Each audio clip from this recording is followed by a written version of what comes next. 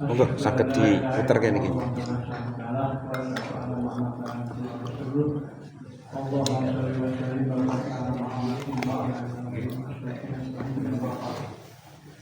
Monggo saged diputer.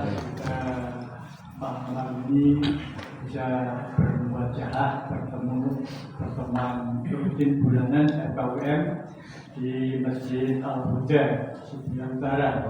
Terima kasih pada takmir Masjid Al-Huda yang telah menyediakan sesuatu segalanya,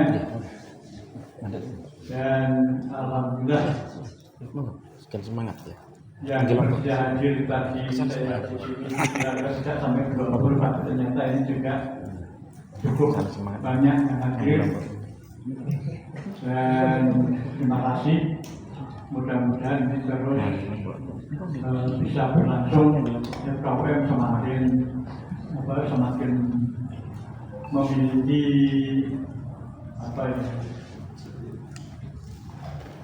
semakin memiliki warna dalam kita selalu berkomunikasi. Itu yang pertama, terima kasih kepada Al-Huda, kedua terima kasih pada para takmir.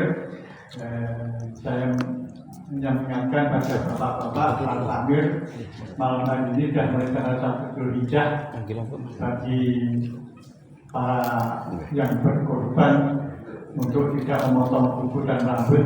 Nanti silakan di masjid masing-masing untuk diingatkan bagi korban. Ya. Yang seterusnya saya langsung saja singkat kepada panitia. Saya terima kasih pada panitia FKUM dalam rangka Milad ke-25.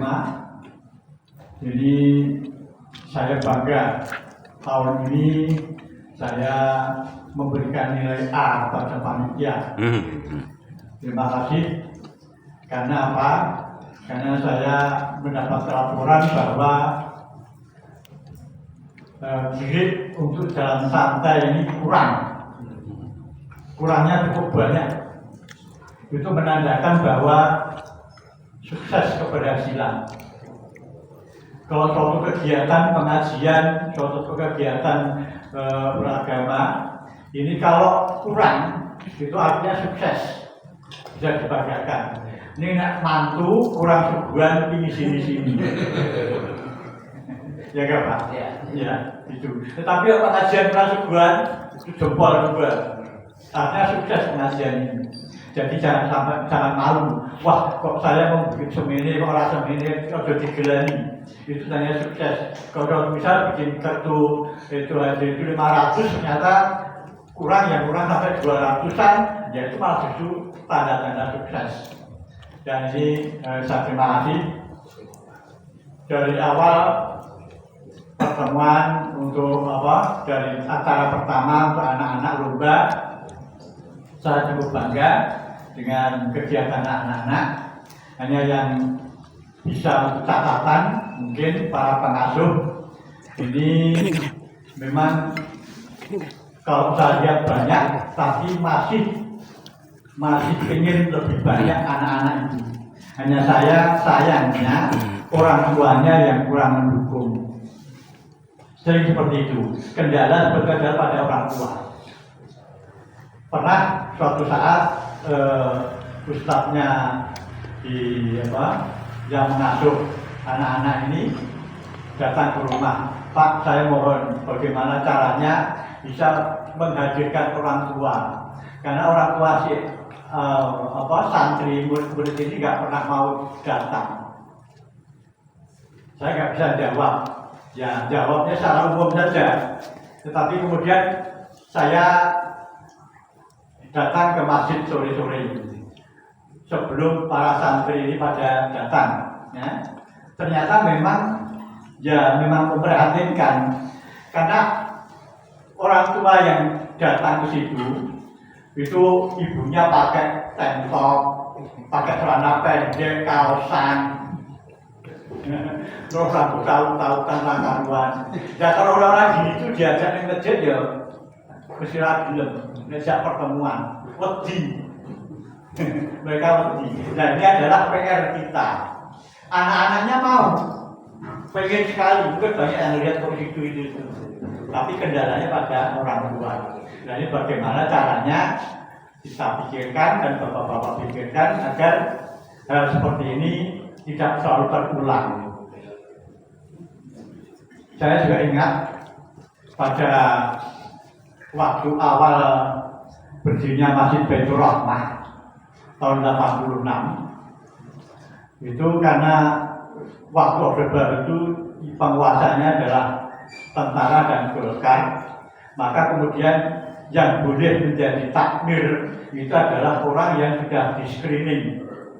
Orang screening dari kelurahan itu lewat Babinsa, lewat dan sebagainya, lewat Kodim, lewat Koramil dan sebagainya, polisi ya, lewat dan sebagainya itu sampai ke balai kota. Nah ini ternyata apa? Ternyata takmir masjid yang seharusnya memakmurkan masjid, tapi wakil ketuanya dan anggotanya orang pada takut masuk masjid. Ini kejadian. Kenapa? Karena selalu politis. Baitur Rahmah itu dulu kalau yang jadi ketua orang Depak, ya jelas ketuanya orang Depak pasti tahu. Tapi wakilnya yang milihkan orang-orang sana. Nah, artinya orang yang tidak pernah salah atau kagak masjid itu didapuk dan ditakmir masjid. Saya diambil, Pak, go, jadi ini tidak dapat begini. Nggak, pakai pulau dengan Pak. Nah, kenapa? Pulau Abdi. Disebut jenazah masjid. Padahal orang yang bilang itu adalah wakil ketua takmir. Nah, sepertinya juga anak-anak seperti itu. Anak-anak itu mungkin kepingin. Kalau seperti kemarin itu banyak anak-anak, tapi masih lebih banyak karena apa? Kendala orang tuanya. Nah, ini yang menjadi PR kita. Yang kedua adalah Salesian. Alhamdulillah dari tahun ke tahun yang paling semarak adalah yang kemarin itu, ya, untuk Salesian. Hanya sayangnya Pak Lurah tidak pernah muncul satu kali pun dalam 3 sesi itu. Ya, saya tidak tahu agamanya Pak Lurah. Memang ya fluktuatif ya. Sebelum Mojo Songo sudah undang Lurah itu sudah. Kalau zaman Pak Triyono itu, Agus Triyono itu orangnya takut dengan saya. Jadinya apa-apa manut dengan saya manut. Bapak manut, Dewa manut dan sebagainya. Tapi kalau ini saya kenal dan saya memang tidak mau dekat dulu lah. Dan juga memang FKUM ini sekarang sebenarnya sudah tidak diakui lagi oleh kelurahan. Karena setiap undangan, kalau dulu mesti saya mendapatkan undangan ketua FKUM untuk ikut apa itu tahunan itu Muslim itu. Tapi akhir-akhir ini tulisnya ketua P2A atau ketua apa atau pengajian apa itu. Saya bukan ketua P2A kok, berarti ya Pak undangan itu ketua 2A. Nanti kalau kedobel saya daftar sebagai ketua P2A, nanti resmi yang menjadi ketua P2A datang juga di mana. Akhirnya saya nggak pernah datang. Undangan, ini maaf. Dan memang ada hubungannya dengan dana bantuan administrasi ATK. Dulu sudah mendapatkan ATK, tetapi ya itu FKUM itu dibayar di bawah dari sosial budaya, sehingga nyepelnya agama dibawahkan budaya. Akhirnya saya memang tidak pernah hadir.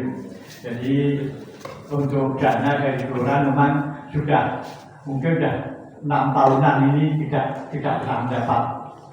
Jadi kalau saya kemarin bisa mensubsidi 2 juta itu adalah sisa-sisa yang saya simpan, tak lumpuk ya sedikit tak lumpuk gitu ya. Nah ini sudah hanya sekedar. Tapi ya insya Allah nanti hal-hal itu mesti kita akan dapatkan juga. Saya terima kasih itu, dan kemudian seterusnya marilah kita semarakkan lagi FKUM ini jangan sampai kita terpengaruh oleh media massa yang saling hujat. Saya sering prihatin media massa itu sama-sama Islam saling hujat. Padahal nanti kalau saling hujat itu artinya apa? Berarti kita akan mendekati lazim dari negara sekuler juga akan mendekati. Kalau jadi negara sekuler, ya kita akan dibatasi dan sebagainya. Karena apa?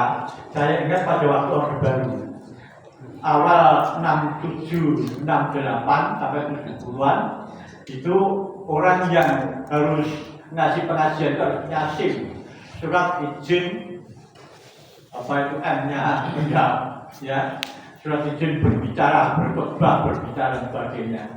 Nah, kemudian orang yang ulama atau ustadz yang harus bicara di TV, apa tausiah di TVRI waktu itu syaratnya satu, tidak boleh membicarakan masalah dosa. Nah, itu jadi batasan-batasan begitu. Nah, nanti pada saatnya kalau negara itu seperti tahun itu, nah kita harus sekarang siap-siap. Karena negara ini bukan milik umat Islam, tetapi cenderung pemilik modal yang memiliki negara ini sekarang.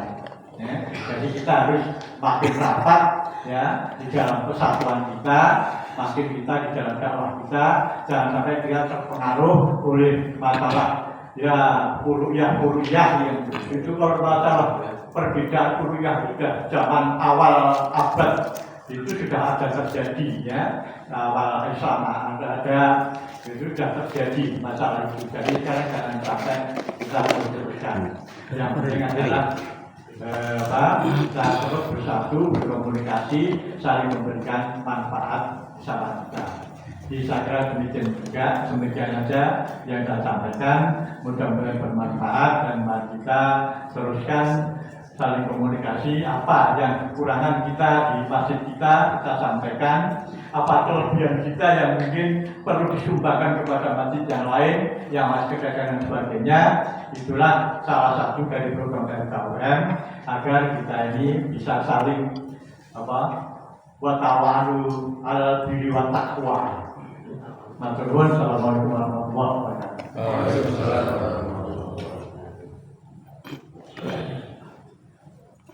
Matur nuwun Pak Teng atas sambutannya selaku Ketua FKUM. Tadi menggarisbawahi untuk acara Milad FKUM yang ke-25 alhamdulillah dinyatakan sukses ya, dibandingkan dengan acara sebelumnya memang paling meriah, terutama untuk sarasehannya ya, sarasehan itu jauh lebih banyak dibandingkan tahun-tahun sebelumnya. Alhamdulillah meskipun ini panitianya juga sebagian besar masih baru semua ya, dan yang generasi lamanya kayaknya nggak ada 5% nanti dari panitia. Baik, berikutnya sebenarnya karena laporan bendahara ini mohon maaf Mas Taufiknya izin tidak bisa hadir karena mengantar ibunya ke Karanganyar. Kemudian biasanya digantikan Pak Amin juga belum hadir. Sehingga untuk yang biasa dapatkan dana TPA tadi saya usulkan untuk didobel bulan depan. Untuk yang biasa dana TPA didobelkan di bulan depan. Sehingga kalau bulan depan tidak datang ya berarti tidak dapat. Ya, ini mohon nanti jadi saya mohon nanti konfirmasi ke saya setelah acara selesai yang biasa dapat dana untuk TPA. Karena Mas Taufiknya nanti tidak bisa hadir. Pak Tartono selaku bendahara satunya juga terlambat karena mengisi kajian. Oh sudah? Oh ada kelihatan. Delek. Pak. Ternyata Pak Tartono sudah. Baik. Ini kita dulu saja laporan dari Ketua Milad dulu, nanti setelah itu baru laporan bendahara karena ini juga masih keliling kotaknya. Monggo Mas Dewangga. Bentar. minta waktu sebentar.